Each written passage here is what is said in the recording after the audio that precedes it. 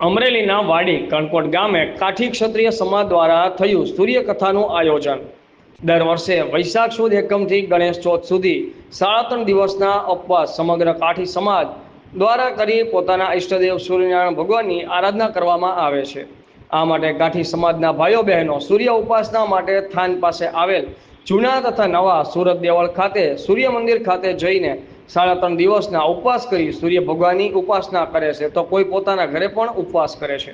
અમરેલી જિલ્લાના લીલિયા તાલુકાના વાડી કણકોટ ગામે અહીંના સમસ્ત કાઠી ક્ષત્રિય સમાજના 50 જેટલા ભાઈઓ બહેનો ગામે આવેલ રાધેશ્યામ મંદિર ખાતે 3.5 દિવસના ઉપવાસમાં જોડાયા છે અને સાથે સૂર્યકથાનું પણ આયોજન કર્યું છે।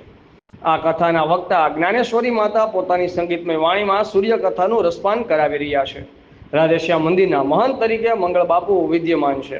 પ્રતિનિધિ વાડિયાભાઈ ખુમાણ, આઝાદ મીડિયા લાઈવ, અમરેલી।